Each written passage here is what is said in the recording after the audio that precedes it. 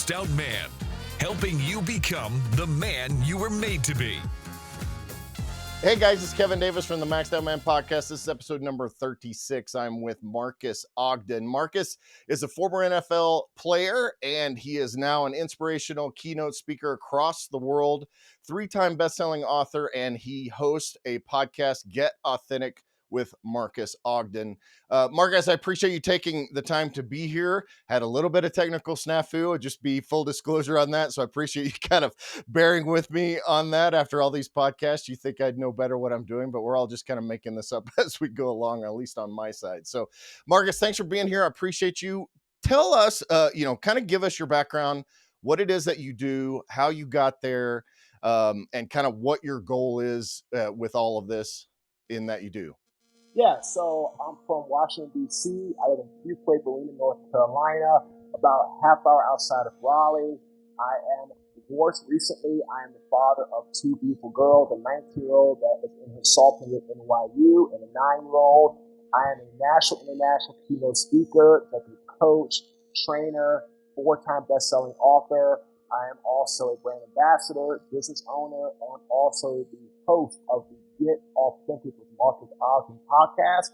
We are ranked in the top 1% most popular worldwide. We are almost in the top 0.5% worldwide most popular. But at the end of the day, what I'm really about, Kevin, is helping people know how to take control of their life and be accountable, be responsible, and don't let their ego get in the way from them living what I call a very fulfilled and prosperous life. Because I let my ego get in the way in 2013, and I lost everything, and I crashed and burned in April of 2013. Yeah, so you kind of, and I know from looking at your material for coaching and what you do for consulting that your main kind of thing is don't make the same mistakes that I made and learn from my failures, which is kind of what I'm trying to do. I've been married for 28 years. I'm 50 years old. And, I have a great amount of success now in my life, what I define as success, but I failed along the way. And I'm hoping for people to avoid that along the way as well.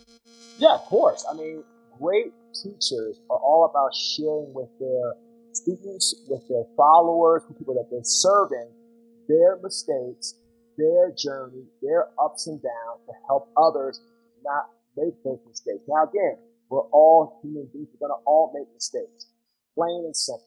But what I try to do is I try to tell people, learn from my mistakes so you don't end up being as catastrophic with your mistakes as I was with mine, when my home was foreclosed on, both cars repossessed in the same day, moved to Raleigh with $400 to my name, fired from 2 jobs in the same week. I mean, all these things happened to me because my ego got in the way. Yeah, and we talked a little bit about before we started recording, we talked about you joining the NFL at 22, right? And kind of how that process happened. How did that ego manifest itself, and kind of what were we know the repercussions or kind of the failures and everything you just described, but how did that process happen? What was the catalyst?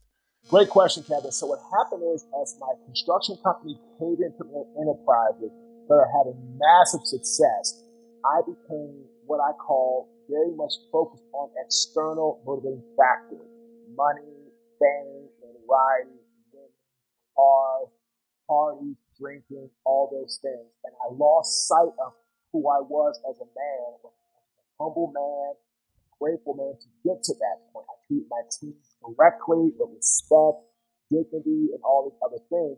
But because I got so focused on those external motivating factors, and I got so focused on everybody liking me, wanting to know me, and being big shot, and making all this money, it put me in a spot where my ego, which I had to act with that, exaggerated, glorified opinions, literally got bigger than the good part of my soul. And I tell my clients, when your ego gets bigger than the good part of your soul, you are screwed.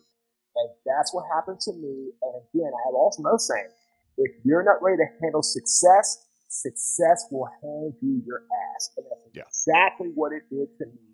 And I lost everything because my ego got inflated, and it was really, really in a place where I just was not know who I needed to be. Is it kind of like, I just had this vision of, those old cartoons where you got the little, you got the little devil on this shoulder and then little angel on this shoulder. You kind of got ego and the good part of your soul. Is that kind of what you're kind of Oh that yeah. continuum? Oh yeah, of course. Because like as you make more money, your good side should get bigger and you want to help more people, want to give more. But in my case, the more money I made, the devil got bigger because I was all about me. We call those the personality ethics. Mm. Rage, wrath, lust, envy, greed. And you have the character ethics. Love, truth, honesty, humanity. As I make more money, the personality ethics, especially greed and self-absorption, took over.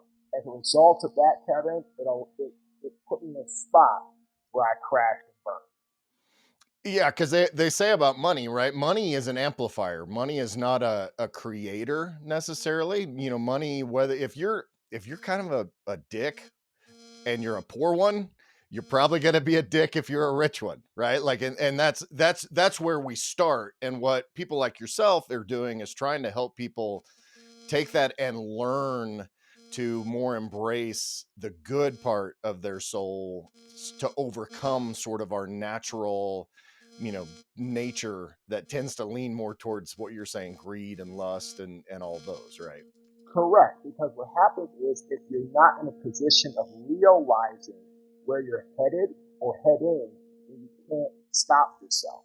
Like me, I had no idea until I was literally broke, almost homeless, out of Baltimore, in Raleigh, that I really got to that point because of my ego.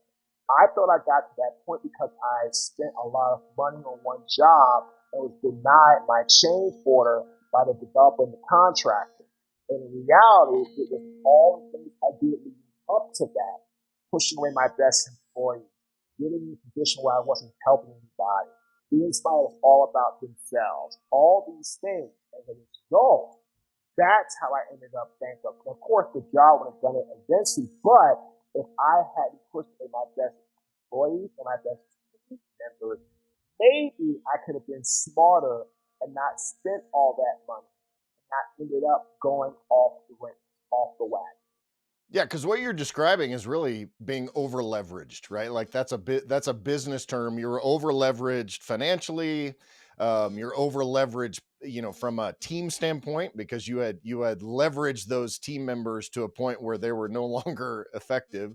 Um, you know, a lot of people that are listening to this may not be into, multi-million dollar businesses or in the NFL or, any of these kind of major external factors that people can look at and say, oh, that's just a rich guy problem, or that's just a famous guy problem or whatever. But how would you describe it to the average everyday person, how this process can work and what that might look like in their own lives? Because most people that are listening to this probably don't fall, first of all, most people in general don't fall, right? So here's the thing, right? This works for anybody. Because here's the thing. I started that business, right, from scratch. Like I didn't inherit it. I didn't like say, oh, here is this company. No, we started working as a small concrete contractor. Our first year in business, we did probably about 50 grand, right? At most. So it doesn't matter if it's 8 figures or if it's 50 grand or if it's 10 grand, it doesn't matter, right? The rule of thumb is, this is a great rule by Jack Canfield, be 100% accountable and responsible for your life. No matter what. Another great Jack Canfield equation, right? If event plus response equals outcome.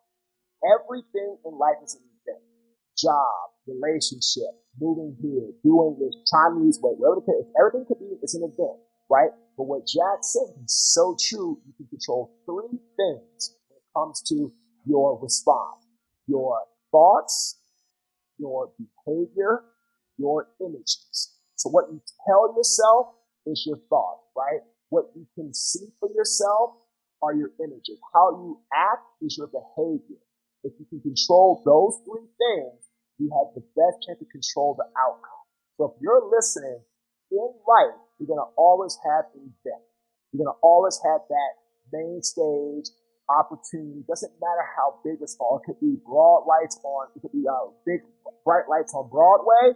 It could be you just working, as a custodian like I did from 10 p.m. until 5 a.m. for $8.25 an hour. Doesn't matter, right? The thing is, when the event comes, how you respond to it through your images, thoughts, and behavior, plus how you are able to carry yourself, can determine your outcome. If you're listening, when the event presents itself, control your thoughts, your images, your behavior. That will give you the best chance with the outcome that you desire. Do you think that that's something, with the whole ego battle and taking personal responsibility? We do some marriage mentoring and different things where we work, kind of as lay pastors, lay ministers. And what we see, and one of the difficulties we see, especially with people kind of, I don't know, 30 and under, but I think this is a something we see all over. Do you think this is something that's becoming more and more difficult for people to take that personal responsibility like you're talking about? Or is it like nature versus nurture? Because it seems like to me, I'm a 50-year-old old guy, that the more of the younger generation, especially with social media or whatever, is having difficulty with that whole concept. Right. So I think it's really, really important, right? And it's a whole facet. You said it best, right? At the end of the day, there's so many other factors outside. Social media, everybody wants instant gratification, self-validation, quickly, dating apps, all these things, right? There wasn't that stuff when you would come up. There weren't dating apps. There wasn't social media. There wasn't Twitter or X. There wasn't, Instagram or Facebook or Bumble or Tinder. Like, it wasn't all these things. People had to actually go out and meet people and network and hand out business cards and go to events and make phone calls. And we finally got the computer, send emails and all these things. You don't have that today. So is it harder? Yes, because it's a much easier world just to get what you want or hear what you want instantaneously. And because of that, I feel a lot of people aren't going to be what I call honest with themselves. Like for me, my marriage, it didn't work out. Is it all my ex's fault? Nope, not a chance. I wish I would have been better at communication early on. I wish I would have known how to deal with stress, especially financial, as I was trying to go through the bankruptcy and losing everything. I wish I would have gotten better at not talking to people that we knew, right, about problems, and opening things up in our marriage because, I was scared and I didn't know how to talk to my ex and I didn't know how to communicate. And I would go to people that we both knew and get back to her. That would cause a problem. Mm-hmm. So was I perfect? Absolutely not. And I own that, right? Now, there's some things that she did that wasn't perfect either. But at the end of the day, here we are. We're divorced. It's fine on November 2nd. And that is the mother of my child. And again, there's no ill will. I mean, it's what it is, right? I've moved on. But again, I'm not going to sit here and say, well, it was all her fault. She did everything wrong. No, I'm not going to say that. That's not the truth. So again, people have to take that personal accountability and then be personally responsible to their mission of trying to actually be real, be accountable. And I think if you do that, it's going to work. In my new relationship with my girlfriend, Glenda, we have hard conversations. I was talking to one of my good friends, his daughter's 30. I said, how's it going with her dating that guy? Oh, it's done. After 4 dates, 5 dates, they don't want to commit. They don't want to have hard conversations. They want to move on and go have fun. And he was saying the same thing. In the world today, it's easy to do that. Why? Oh, I don't want to talk about anything weird. I'm just going to go on Tinder and swipe right or swipe left. I'm just going to go on Bumble and say, yeah, let's connect. Because it's easier to do that than to have the hard conversation with somebody and try to actually move past what we call the honeymoon phase into real relationship. And that's life. So unfortunately, it's not just the age, it's the things around in today's world that I feel make it harder for people to actually say, you know what, I need to be more accountable, I need to be more responsible, and if I'm not hitting my target, how about take, as Aristotle said, I believe what he meant was, take your thumb and point it back at you. Don't take your finger and point it at somebody else. Hey guys, thanks for listening to this episode. I hope you're enjoying it and learning a lot.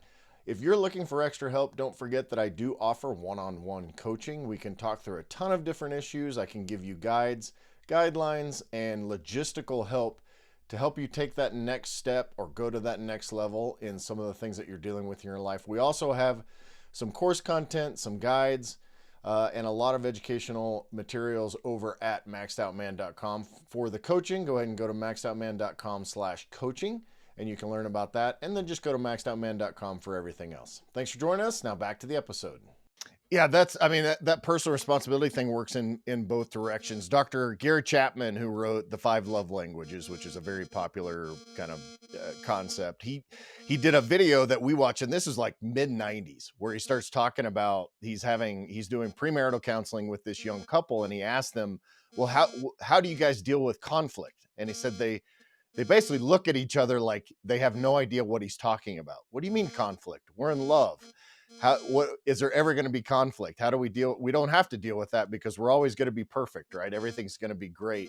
But he talks about in a relationship, when you have conflict, you each have built brick walls of your own bricks. And he talks about the only thing you can do is to remove the bricks on your side, and then they have to remove the bricks on their side so that then you can begin to be together. So having that personal responsibility, we're talking about it right now with my wife, Michelle. She's dealing with the situation, and it's, she kind of had to do some boundary setting, and she had to kind of change some of this relationship with this person.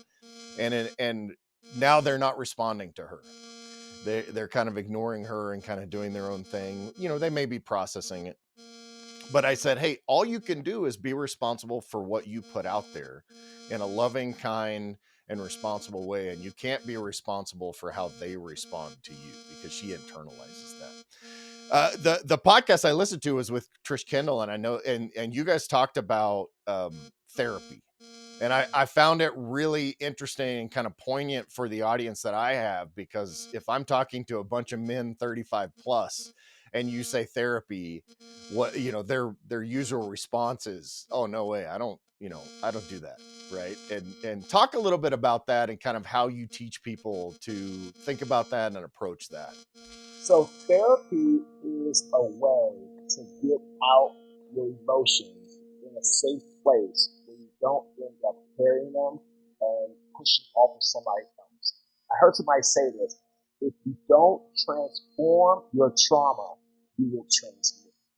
I had therapy on Monday about my divorce and feeling like a failure and trying to, my man, what happened? Why is this like this?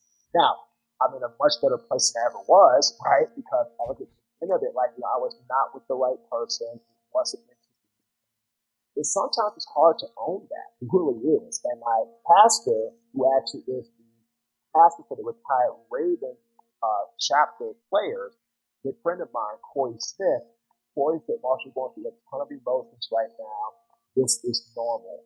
You have to process it. I love my girlfriend. It's still like you have to process what happened because of the marriage. And so what I hope people are listening to understand is that therapy is not something where you have to go and spill your guts out if that's what you don't want to do to kind of get where you need to go. It's all about you being able to say what you need to say to work through everything. Like me, I asked my therapist some pretty tough questions on Monday about relationships and where I'm at, and say, oh man, no, like, this is totally normal. That's acceptable. You're at this place. You're gonna. I told him, I said, man, look, I had that hard conversation with my girlfriend. I was like, I always want to call another girl and hang out with her and make that. And he's like, well, yeah, that's what you could do, but like, what's that gonna do for you? Like, is that gonna do anything easier? He's like, no. I'm like, that's right, it's not. So, what I find in therapy is it's another way, another outlet for you to talk to somebody that is trained in how to help me through difficult emotions and hard times, make decisions that aren't what I call rash. And so, again, look at therapy in that regard. You should say, okay, let me go in with an open mind, with an open heart, and let me say, you know what, let me try to work through my problems. And once I did that, that's when things got better. And how do you contrast? Yeah. So my wife and I, I don't go to personal therapy now. I have in the past. I have some coaching, which I want to ask you about, but we've gone to 5 or 6 times over the course of 28 years as what we call it as tune-ups, where it's like, hey, we're facing this challenge. Our kids are 25 and 28 or 25 and 23, 22. Um, when they got ready to leave the house, we weren't sure kind of what that future looked like. So we went and did some counseling there to kind of talk through it, kind of figure out what the next steps were. We've actually done an on-site, like dedicated week-long, therapy retreat, which I highly recommend if you ever need to go through that kind of stuff. But it's definitely something that can make a huge difference. And I think men in general are kind of afraid of it because they feel Yeah, like you said, you got to go and spill your guts and all that. yeah, you got to open up, and most men don't like to open up. But I learned from my dad, when you're a man, you can open up, and it's fine. You know what I mean?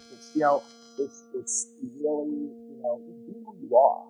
You know what I mean? And just, let those emotions out to the degree that you want to. But you get to keep them bottled up inside. It internalizes, it causes stress, it causes anxiety. I think love my dad. My dad had me in therapy, and my dad didn't do therapy, for after his divorce for a short time. He stopped. And I think my dad, he died from carditis. I think my dad really died of a broken heart, and Mm. also the fact that he carried so many emotions with him from being married to my mom. I don't think he ever dealt with that fully, to trying to figure out how to become a better provider, to be engaged to somebody that just fell through. My dad just had a lot. Boys took care of him, and I think that was hard for him being back to also take care of us. But we had to pay his money. My brother bought him a car. I helped pay his mortgage. I helped give him money and all these things. And I don't think my dad ever really learned how to deal with all that. So up, I feel like carrying all that pressure, carrying all that stress. And he died at 57, right? And Wow. so, yeah, he's young. And so all these things, I feel, long as he has some stuff like that. But I think my dad never got help, never internalized what he needed to do to make himself feel better about what he was in life. And I think that, along with health issues, things like that, really took him down. And so the NFL actually pays for our therapy, right? So again, even if it didn't, I was still looking at that important. But again, they want players to go and get help. They want players to go and talk through issues and not be in a condition where they're always internalizing or balling things up. Yeah, like in your dad's case, what I think a lot of people don't realize is that there is a physiological response to stress. And the big hormone they talk about is cortisol. And cortisol, it creates all sorts of issues and, actually makes you fat. That's one of the things it does because that midsection for men, it actually contributes to the adipose tissue around your midsection, but it can also it's just this heightened level of fight or flight that you don't even realize that you're facing. And so in your dad's case, and with so many men, it's like, hey, we're going to stuff that stuff way down inside, and unfortunately it can fester, so you need that outlet in order to get that out. And I'm curious, I know you, in this other podcast, you had said that you grew up with a single father. I think our moms would have gotten along well based on what you said in just those few little minutes, because I have that. I actually had to kind of sever relationships with her because of that. Mm-hmm. But how did your dad navigate you have brothers, you said. So how did he navigate kind of walking you through this how to be a man process? Because we talk a lot about masculinity on here, and fatherhood and husbandhood and manhood. How did he navigate that? So he really was great at being our best friend, our provider, and our teacher. Just me and my brother John, who's also NFL football player in the Hall of Fame. And we learned from him how to be self-sufficient, cook for ourselves, do our own laundry, clean up our house, do all the things, pay the bills, all that. We also learned how to be educated, learned how to respect women, how to respect ourselves. We learned about fatherhood. We learned about how to really be a great friend to people. And our dad just led by example. I mean, That's really truly what it was. I mean, we led by example. And what was really great is that my mom's parents, so my maternal grandparents, were close to my dad. They were actually closer to my dad than they were my mom, their own daughter. When our parents divorced, our grandparents sided with my dad. And that also showed me how to work with people and how to have a strong bond with people. Like I said, even though my dad was no longer their son-in-law, my dad to them was still their son-in-law. I mean, my grandfather was literally loved my dad to the end. Like, they were best friends and they were great and all. Even my parents divorced, my grandparents really stayed close to my dad. So my point is that, my dad taught us a lot about things, example, how he interacted, how he carried himself. And that showed me and my brother how to go about doing things in that regard. Unfortunately for me, I don't have that relationship with my former in-laws, which is fine. I mean, no ill will, but there's too many things that happen in our marriage that's just not possible. And so, look, I don't want my daughter not sleeping because I'm not that guy. But like I said, I've learned how to move past things. I don't have to have a close relationship. I'm not going to keep my daughter from a grandparent. So I learned that from my dad. I learned how to compromise from my dad. I learned how to be a better listener from my dad. So my dad was really big, not just for telling us what to do, but showing us the action. I mean, that's how you do it, right? Like teaching by example. And in your dad's case, which I think is so often true, he may have not practiced what he preached necessarily in terms of dealing with some of those emotions and kind of teaching you guys how to do that. As a kid myself, of being, they call it adult child of divorce parents. But I learned or didn't learn specific things about marriage and fatherhood and those kind of things. And we've never been divorced. We actually had a time when we kind of started going down that road, but married for 28 years. How did that shape because I think, just statistically, half the people listening to this have probably, either been divorced or a product of divorce. How did that shape your view of marriage, the view of divorce, kind of how that, or did it? I'm curious to that. Oh yeah. I mean, I got married at 35, found out what was going on at 41, and I filed for divorce at 41, and I'm 42 now. It'll be final November 2nd. So I really wanted to get married. I wanted to be married. I was committed. And when I filed for divorce, I was the one that filed, right? And what's crazy, right, is that I didn't want to do it because I didn't want to be another. And here's the funny thing, right? It's not funny. The truth is that there's a lot of eights. So my parents got divorced in 1988. They started that process. I was 8. I met my stepdaughter, Ava, when she was 8. And then my daughter was 8 when I filed. The theme of 8s. So in reality, what was really crazy is that what began from a divorced household, I was super scared because I didn't want to not be around my daughter all the time, right? I didn't want to, how to go with my stepdaughter. I knew I was probably going to stay close to my in-laws and all these things. But I looked at it and said, man, you know what? Life is short, right? And my ex and I don't have the same love languages, right? Mm-hmm. The woman I'm dating now, Glenda, she's awesome. We have the same love languages. Our number ones are physical touch. Hers is mine. That works, right? That can work, right? Are we going to have conflict? Yep. We're going to have hard times? Yep. She actually sent me a text earlier about a conflict when something she's struggling with. I'm going to text her back when I'm done and tell her, hey, look, honey, it's okay. I mean, it's fine. I mean, I'm not worried about that. As long as we're on the same page, that's all that matters. But the thing is, I didn't want to get divorced because I had gone through it as a child. But now, being on the other side, and if you're listening to this, you're scared about divorce, trust me, been there. If you heard Ken say he started going down that road, they were going to save it, that's awesome. While I was trying to save ours, or we were trying to save ours, and then found out some things during that process. Stay. Yeah. Tried. I couldn't stay. So now she's wanting to like try to get things back, and I'm like, you don't really want that. You just want the security of you being around. That's what she wants, and that's not what I'm here for. I'm nobody's security blanket, right? So the point is, to answer your question specifically, yes, coming from a divorced household was hard for me to say, you know what, I don't want to do this, but I need to throw the towel, the white flag.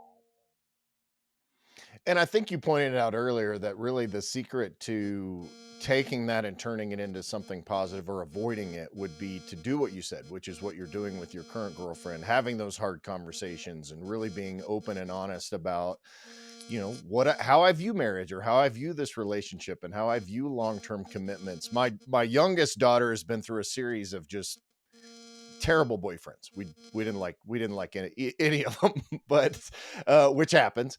But she's now dating a young man that is on, you know, he seems to be just absolutely perfect, really similar to how I treat my wife, he treats her. But at the same time, they're starting to have these conversations because they've been dating for a while to say, well, how do you know, and they're early 20s. How do you view kids? How do you view long-term stuff? How do you view traditional, you know, relationships and roles and all those things? So that's awesome. So I think having that is super important. I want to be respectful of your time. What if you had the you know, and you do, if you were going to sit back and just talk to the average everyday guy about like 3 or 4 things to really focus on in life in order to maximize what they're doing in their lives, and in the way we put it is to be, you know, be the best you were made to be. What give me a couple little nuggets there, and I know it's very complicated and broader than that, but I'm just trying to get a takeaway and be respectful I'll of your give time. three takeaways. One, if you don't have one, hire a coach. The coach will help you see things that you can't see. Number two, be somebody that's always active, understanding based listener. Listen to, understand, not to respond. Three, be a man of empathy and compassion, right? It's very important. At the end of the day, if you're a man that's like that, for example, I had David Archuleta on our podcast, right? Great guy. He came out as gay a couple of years ago, and I said, you know what, David? I have compassion for you because you were holding it in for so long. I'm empathetic towards you because not the fact that you're gay, the fact that I've held things in too for so long. With like how with my divorce, I had to kind of keep things to myself for a little bit. I don't ever go get into what happened, but I had to I couldn't say anything because I was going through it. I had to hold things back about, you know, where I am or where I was in, you know, with my first business, you know, kind of things like that. Like when that happened, I didn't have a chance to talk about how I was going through kind of the bankruptcy and trying to go through that process and worry about these things and that thing. So I've been at points in my life where I've had to hold things back and not talk about it because it was something that could cause more damage to me later on. So I said, man, I'm very empathetic to you in that regard, and I'm compassionate towards you because it must have been hard for you to feel that for 30 years and then come out. I mean, look, good for you. Way to live your life. Way to be, you know, that's who you are. That interview, Kevin, really helped us because people said, wow, really interviewed him well. And at the end, David started asking me some questions, and I could tell he was very relaxed. And he was very much like safe to talk. And that was, we've done like 25 minutes, right, Kevin? That was a 48 minute. Just David kept talking. He kept talking. And so the thing is, as a man, right, don't have a coach. Get 2, be an active, understanding based listener that is just to understand, not respond. And as a man, show compassion and show empathy to others. If you do that, that's when great things happen. That's just my perspective. No, I love it. We were talking about empathy yesterday with my wife, and I think it's something that people, you know, more people lack now, and it's the difference between empathy and sympathy. The empathy is that, I mean, it goes as far back as it can. Walk a mile in someone else's shoes That's and it. really understand. Because if you can empathize with someone and really kind of put yourself into their position to try to understand, because I always talk about everybody has a history. So if you meet someone that's a complete jerk, whatever you want to call them, there's a story behind that and how they got there and what they're facing and all of those factors. And so really being able to empathize and take personal responsibility along the way. Marques, I appreciate you. How do we find you? Obviously you do coaching, and I'm sure you're well in touch with tons of other coaches as well. So how would people find you, and how would they explore that? Great question. Thanks, Kevin. They can go to Marques, or www.marques, MARQUES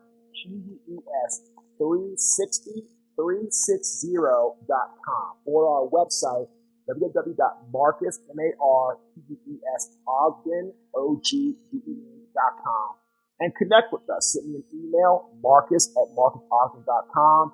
To connect with you, chat with you. We're all about helping people move past challenges, move past obstacles to achieve fulfillment and success through our coaching, consulting, speaking. And of course, we also too have, Kevin, the Marques Ogden app. You would go to like your app store on your iPhone or your Google phone or your Samsung, whatever you have. Go to the app and type in Marques Ogden. Our app will pop up. We have exclusive content on there. You can follow our podcast. You can keep up what we're doing. So again, you can go to our app, Marques Ogden, Marques360.com, or MarquesOgden.com is our website, or to shoot me an email, Marques@MarquesOgden.com. That's awesome. And I'll put those links in the bottom of the show notes as well. I'm excited that I follow your podcast now, so I'm going to go back and listen to some of those. This podcasting thing's an interesting animal. One of the things that my wife has said is, you've gotten to be such a better listener, because I by nature, I'm not a great listener. So to be able to have these conversations, and honestly, the best part for me, I'm a small podcaster, and still trying to grow, but to be able to have awesome conversations with people like yourself from all across the world is a real blessing to me. So I appreciate you taking the time to do it. And hey, good luck. I'll be following, and just, point in fact, I'll be meeting with my coach this afternoon. So good. Have a good talk with him, and keep pressing forward, brother. Keep moving forward. Keep moving your yard mark down the field, and good things will happen. All right, brother. I appreciate it. All right. If you're looking to really maximize your life and become the man you were made to be, head over to maxedoutman.com and get your journey started today.